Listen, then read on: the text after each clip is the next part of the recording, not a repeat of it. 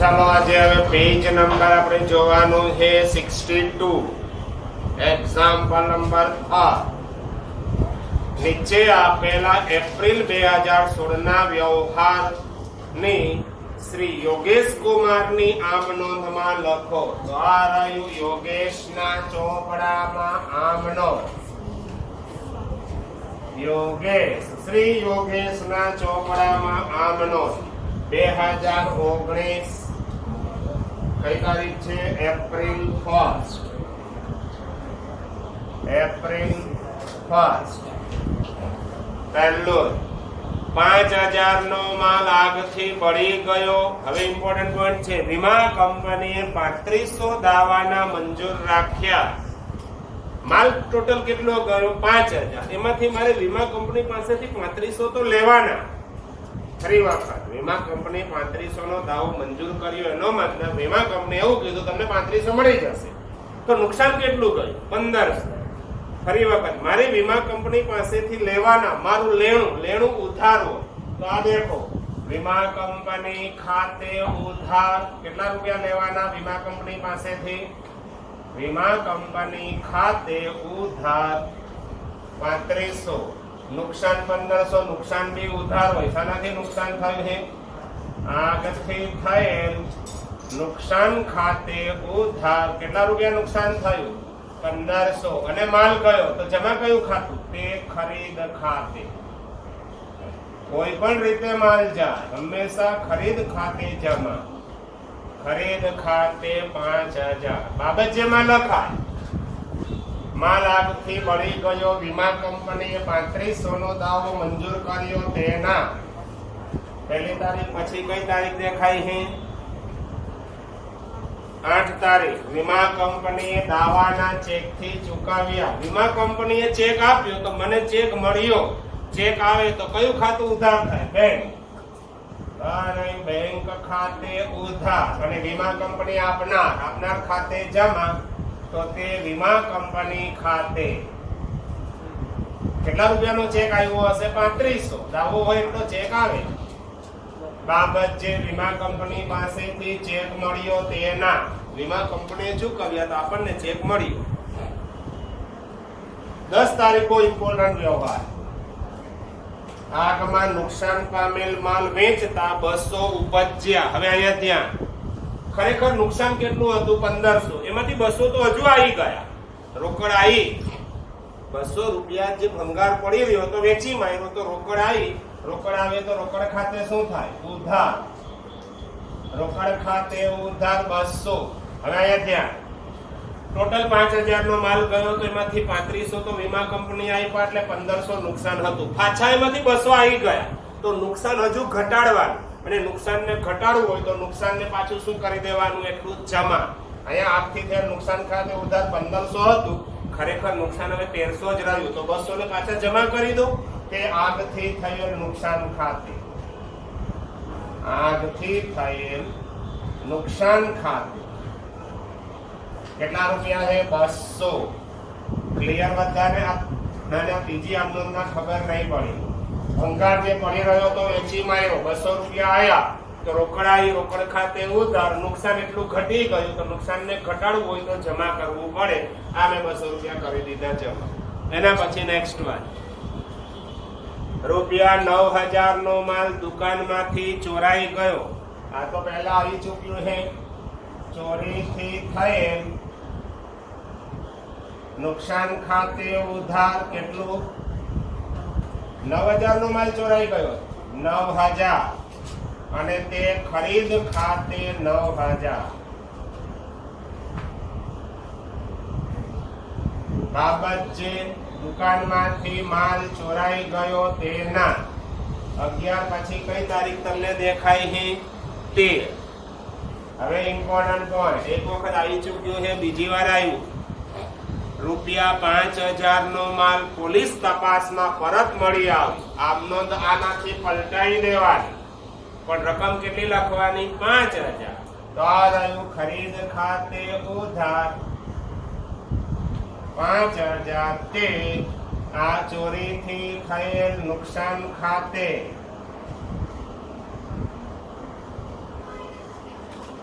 5000 બાબત જે પોલીસ તપાસમાં માલ પરત મળી આવ્યો તેના, બોલો 13 પછી કઈ તારીખ દેખાય છે? 15. શું દેખાયું 15 તારીખે? રૂપિયા 2500 નો માલ દુષ્કાળ રાહત ફંડમાં આપ્યો. આ શું કર્યું કહેવાય? ધર્માદો. તો આમનો શું થાય? ધર્માદા ખાતે ઉધાર 2500 અને માલ જાય તો તે ખરીદ ખાતે 2500 બાબત જે દુષ્કાળ રાહત ફંડમાં માલ આપ્યો તેના. 15 પછી શું તારીખ દેખાય છે? 17. એ બહુ ઇમ્પોર્ટન્ટ છે, ધ્યાન રાખજો. 17 તારીખ રૂપિયા 2000 નો માલ નમૂના તરીકે મફત વહેંચ્યો. આને શું કહ્યું કહેવાય? જાહેરાત. જાહેરાત ખર્ચ ખાતે ઉધાર, અને નમૂના ખર્ચ પણ લખી શકાય. જાહેરાત ખર્ચ ખાતે ઉધાર. કેટલા રૂપિયાનો માલ વેચ્યો છે મફત? 2000. અને માલ ગયો તો જમા કયું ખાતું? તે ખરીદ ખાતે 2000 બાબત જે નમૂના તરીકે મફત માલ વહેંચ્યો તેના. એના પછી 19 તારીખ 6000 નો માલ રેલવે અકસ્માતમાં નાશ પામ્યો. આ બહુ ઇમ્પોર્ટન્ટ વ્યવહાર, એક પછી જરા ધ્યાન રાખજો. કેટલા રૂપિયાનો માલ નાશ પામ્યો છે રેલવે અકસ્માતમાં? 6000. આને શું થયું કહેવાય? નુકસાન. અકસ્માતથી થયેલ નુકસાન ખાતે ઉધાર. કેટલા રૂપિયા? 6000. અને તે ખરીદ ખાતે 6000 બાબત જે રેલવે અકસ્માતમાં માલ નાશ પામ્યો તેના. હવે ઇમ્પોર્ટન્ટ વ્યવહાર છે, જરા ધ્યાન રાખજો. 22 તારીખ 5000 રેલવે કંપનીએ દાવાના મંજૂર રાખ્યા. આપણે 19 તારીખે બધું નુકસાન લખી ચૂક્યા, અને 2 દિવસ પછી 3 દિવસ પછી 22 તારીખે રેલવે કંપની આવીને એવું કીધું 5000 તમને આપીશું. જાઓ, હજુ મળ્યા નથી, ભવિષ્યમાં મળશે. એનો મતલબ મારે રેલવે કંપની પાસે લેવાના. મારું લેણું ઉધારો 5000, અને જમા કયું ખાતું? નુકસાન એટલું ઘટાડાય, અને નુકસાનને ઘટાડવું હોય તો શું કરવું પડે? જમા. ઉધાર હોય એટલે નુકસાન થઈ ગયું, એને ઘટાડવું છે 5000, તો નુકસાન પાછું કરાય જમા. તો 22 તારીખે રેલવે કંપની ખાતે ઉધાર, રેલવે કંપની ખાતે ઉધાર 5000, અને જમા કરવાનું અકસ્માતથી થયેલ નુકસાન. તે અકસ્માતથી થયેલ નુકસાન ખાતે 5000. આ થઈ ગઈ આમનો 22 પછી. 22 પછી કઈ તારીખ દેખાય છે? બોલો જી. હજુ તો આખી ખોજ છે.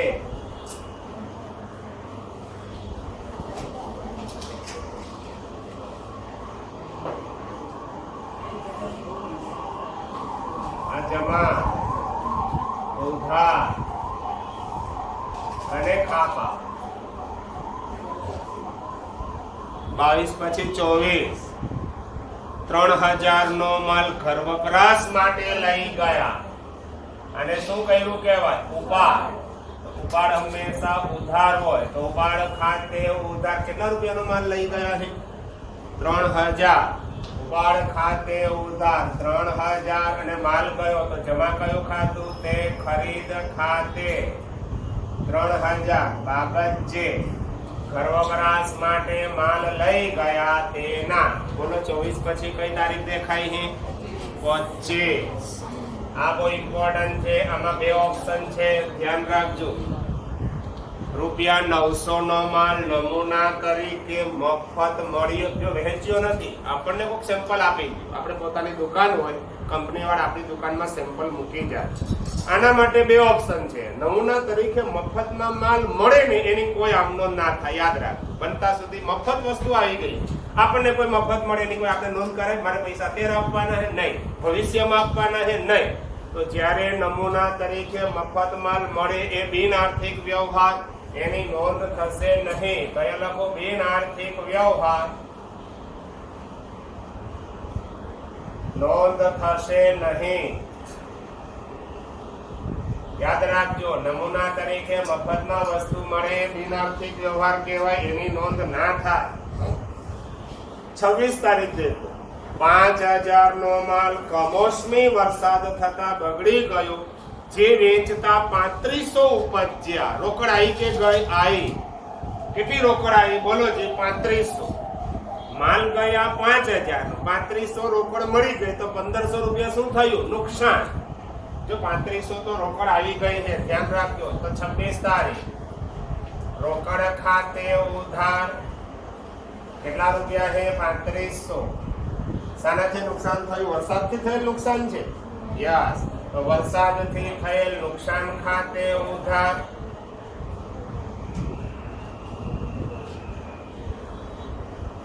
બોલો, નુકસાન કેટલું છે? 1500. અને માલ ગયો તો જમા કયું ખાતું થાય? તે ખરીદ ખાતે. 5000 બાબત જે કમોસમી વરસાદ થતા માલ બગડી ગયો, જે વેચતા 3500 ઉપજ્યા તેના.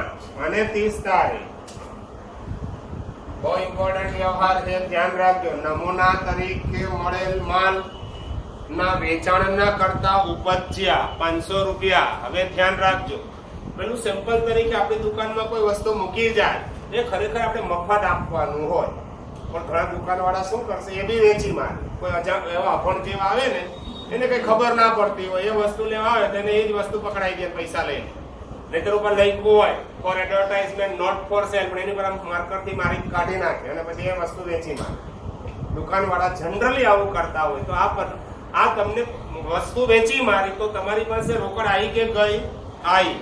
કેટલા રૂપિયા રોકડ આવ્યા? 500. અને આને પરચુરણ આવક કહેવાય. તો તે પરચુરણ આવક ખાતે જમા લખાય. આમ નામ દેખો, રોકડ આવી તો રોકડ ખાતે ઉધાર કેટલા રૂપિયા? 500. 500 રોકડ આવી ને, એને વેચાણ ના કહેવાય, એને પરચુરણ આવક કહેવાય. તે પરચુરણ આવક ખાતે 500. બાબત જે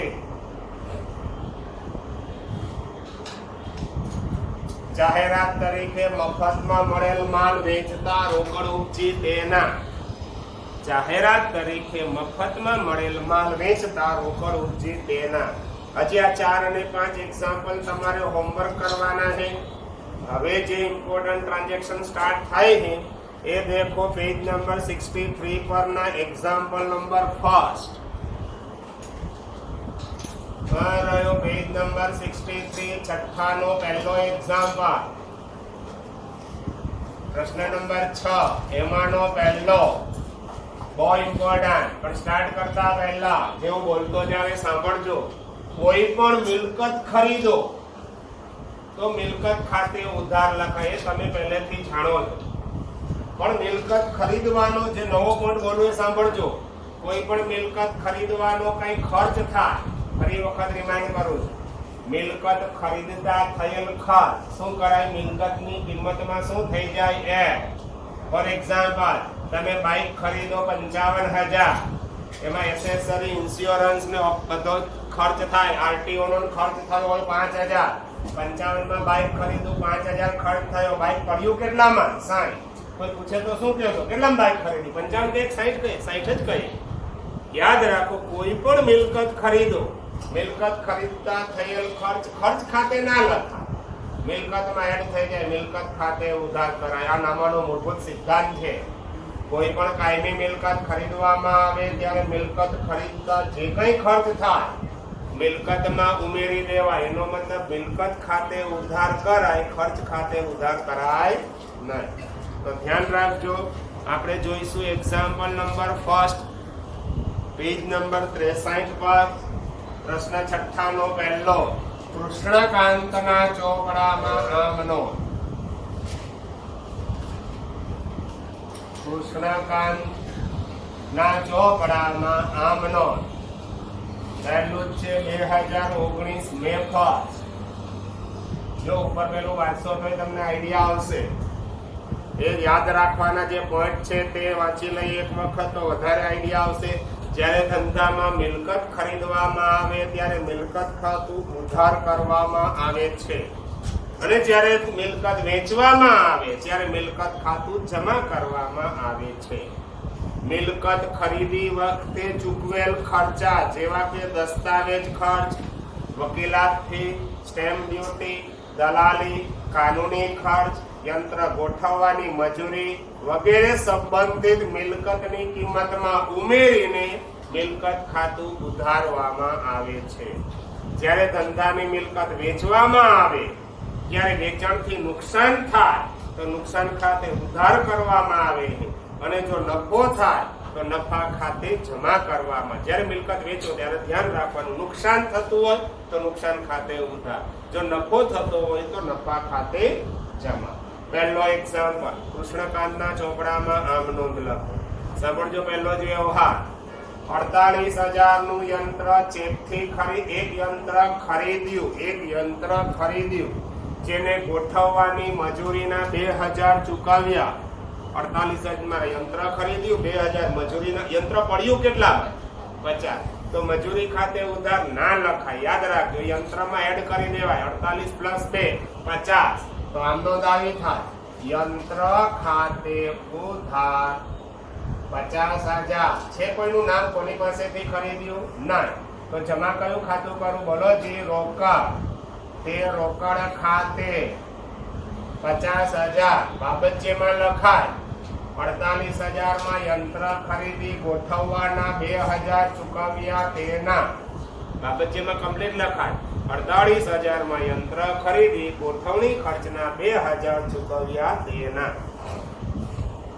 એના પછી પાંચમી તારીખ 4500 નું એક ટેબલ, ₹900 ની એવી બે ખુરશીઓ રાધે ફર્નિચર માર્ટ માંથી ખરીદી. જો હવે સાંભળજો.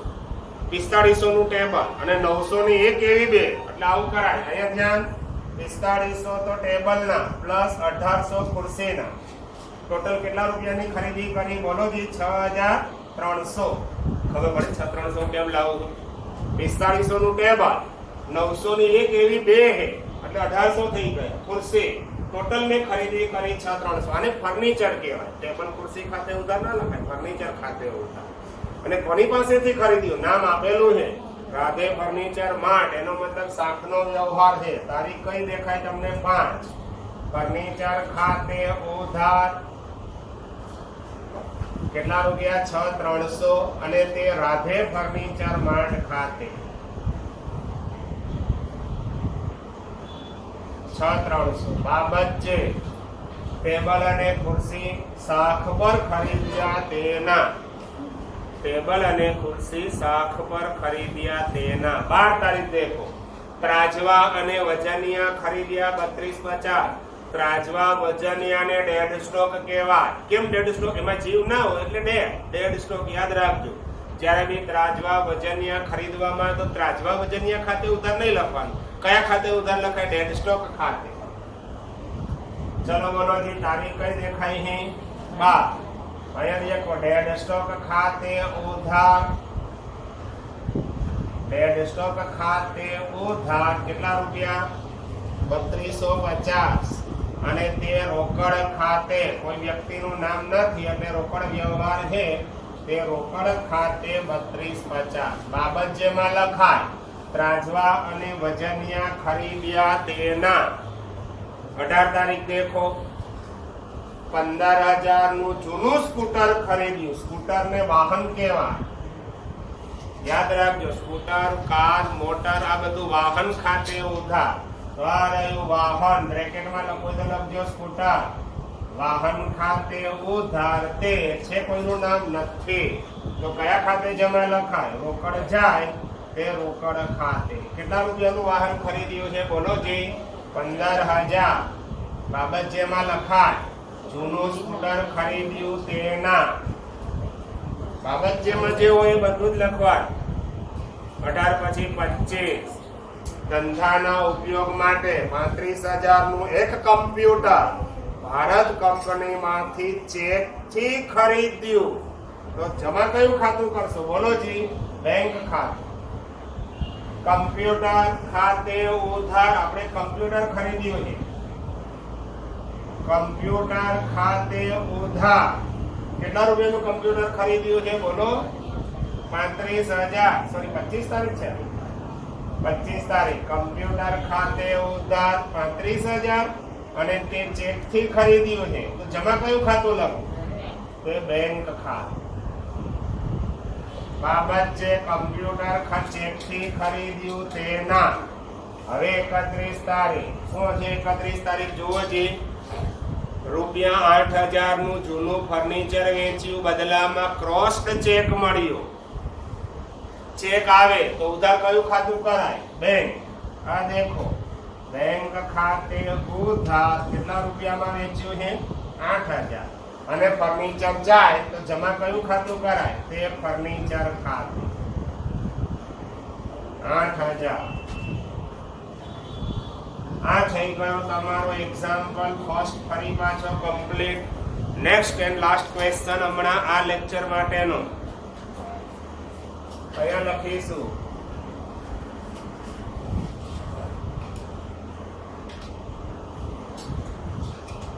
બોલો પેજ નંબર 63 છે. પેજ નંબર 63 પ્રશ્ન નંબર 6 નો બીજો.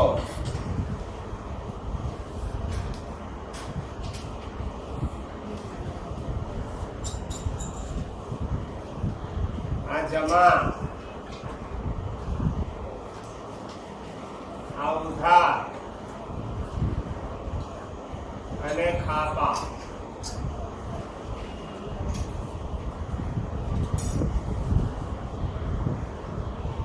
તારીખ વિગત. તારીખ વિગત, ખાપા, ઉધાર રૂપિયા અને જમા રૂપિયા. ચાલો ધ્યાન રાખજો. કોના ચોપડામાં આમનો લખીએ છીએ? શ્રી વિમલના ચોપડામાં આમનો. શ્રી વિમલ ના ચોપડામાં આમનો. બોલો તારીખ કઈ છે? 2019 જૂન 1. 2019 જૂન 1. 9,000 નું એક્વાગાર્ડ વોટર મશીન ખરીદ્યું. જેના નાણાં ચેક થી ચૂકવ્યા. એનો મતલબ 9,000 નો ચેક આપ્યો. 500 વોટર મશીન ગોઠવવાની મજૂરીના રોકડા ચૂકવ્યા. તમને મશીન પડ્યું કેટલા? 9,500. તો આ રહ્યું આમનો દાવી મશીન ખાતે ઉધાર. જો આ ઇમ્પોર્ટન્ટ છે 9,500. પણ ચેક કેટલો ગયો છે? તે બેંક ખાતે 9,000. ચેક 9,000 નો ગયો અને બીજા 500 રોકડ ગયો તો તે રોકડ ખાતે 500. યાદ રાખજો મજૂરી અલગ ના લખાય. મશીન ખાતે જ ઉધાર કરાય, મજૂરી ખાતે ઉધાર ના કરાય. 5 તારીખ દેખો, એમાં વધારે ખબર પડશે. શું છે દેખો જી. 15,000 ના મોર્ડન મિલના શેર ચેકથી નાણાં ચૂકવ્યા. દલાલી સ્ટેમ્પ ફી ના 600 રોકડા ચૂકવ્યા. તમને શેર પડ્યા કેટલામાં? 15,600. તો આ રહ્યું શેર ખરીદો તો શેરમાં રોકાણ કહેવાય. શેરમાં રોકાણ ખાતે ઉધાર. કેટલા રૂપિયા લખો? બોલો જી. 15,600. એમાંથી ચેક કેટલો ગયો? તે બેંક ખાતે 15,000 અને 600 તો રોકડા ચૂકવ્યા એવું લખેલું છે. દેખો તે રોકડ ખાતે 600. નેક્સ્ટ વન 5મી પછી કઈ તારીખ આયા? 10મી. હવે ઇમ્પોર્ટન્ટ. રૂપિયા 3,000 નું ફર્નિચર ખરીદ્યું, બદલામાં 2800 નો માલ આપ્યો. ધ્યાન રાખો, મેં ફર્નિચર ખરીદ્યું. કેટલા રૂપિયાની વસ્તુ આવી એની નોંધ કરાય. કેટલા રૂપિયાની વસ્તુ આવી? 3,000. ફર્નિચર આવે એટલે ફર્નિચર ખાતે ઉધાર. કેટલા? 3,000 અને બદલામાં માલ ગયો એને વેચાણ કહેવાય. યાદ રાખજો તે વેચાણ ખાતે 3,000. આ ઇમ્પોર્ટન્ટ વ્યવહાર છે. તમે ફર્નિચર ખરીદો અને બદલામાં માલ આપો ને એને વેચાણ કરી દીધું કહેવાય. નેક્સ્ટ વન 10 તારીખની આમનો બહુ ઇમ્પોર્ટન્ટ છે. ફર્નિચર ખરીદ્યું અને માલ આપ્યો 2800 નો, પણ જેટલા રૂપિયાની વસ્તુ આવી હોય એની નોંધ કરાય. માની લો 2000 ની વસ્તુ આવી હોય તો 2000 થી આમ નોંધ કરો. 3000 નું ફર્નિચર આવ્યું એટલે 3000 ની આમ નોંધ. નેક્સ્ટ ગઈ કેટલાની એ નહીં જોવાનું, આવી કેટલાની એ વસ્તુ જોવાની. એના પછી 15 તારીખ 10000 ની કિંમતનું જૂનું ફર્નિચર. હવે ઇમ્પોર્ટન્ટ 8000 માં કેતનભાઈને વેચ્યું. 10 નું ફર્નિચર યંત્ર હું 8 માં વેચું. 10000 નું જૂનું યંત્ર 8000 માં કેતનભાઈને વેચ્યું. 10 ની વસ્તુ 8 માં વેચું તો મને નફો થાય કે નુકસાન થાય? નુકસાન. કેટલું નુકસાન? નુકસાન ઉધાર હોય, યાદ રાખ. પહેલા તારીખ કઈ હે? 15. મારે કેતનભાઈ પાસે 8000 લેવાના, મારું લેણું. તો આમનો દેખો, કેતનભાઈ ખાતે ઉધાર, લેણું ઉધાર હોય. કેતનભાઈ ખાતે ઉધાર 8000. નુકસાન 2000. શેનાથી નુકસાન થયું? યંત્ર વેચાણથી નુકસાન. યંત્ર વેચાણથી નુકસાન ખાતે ઉધાર 2000 અને યંત્ર ગયું જાય તો જમા, તે યંત્ર ખાતે 10000. યંત્ર 10 નું ગયું છે. આમ નોંધ બહુ ઇમ્પોર્ટન્ટ છે. મારે કેતનભાઈ પાસે લેવાના, લેણું ઉધાર પણ 8 જ લેવાના. 2000 નુકસાન, નુકસાન ઉધાર, યંત્ર જાય તો જમા 10000. એના પછી 2100 ની કિંમતનો લેમન સેટ દુકાન માટે ખરીદ્યો. દુકાન માટે ખરીદો તો આને ઓફિસ સાધનો કહેવાય. લેમન સેટ ને ઓફિસ સાધનો અથવા તો લેમન સેટ લખશો તો એ ચાલશે. 20 અને દુકાન માટે ખરીદ્યો છે એનો મતલબ લેમન સેટ ઘર માટે ખરીદ્યો ને તો ઉપાડ લખાય, પણ આ કહેવાય ઓફિસ સાધનો. ઓફિસ સાધનો ખાતે ઉધાર. કેટલા રૂપિયાનો લેમન સેટ ખરીદ્યો છે? 2100. છે કોઈનું નામ? નથી તો કહીશું રોકડ. તે રોકડ ખાતે 2100 બાબત છે દુકાન માટે લેમન સેટ ખરીદ્યો તેના. દુકાન માટે લેમન સેટ ખરીદ્યો તેના. અહીંયાથી આગળના ક્વેશ્ચન બીજા 2 કે 3 છે. એક્ઝામ્પલ નંબર 3, 4 શું કરવાનું છે? તમારે હોમવર્કમાં થવું જ જોઈએ, ટ્રાય કરવાની. જે કઈ ડાઉટ હોય નેક્સ્ટ લેક્ચરમાં આવો ત્યારે ફરી પૂછવાનું. ઓકે.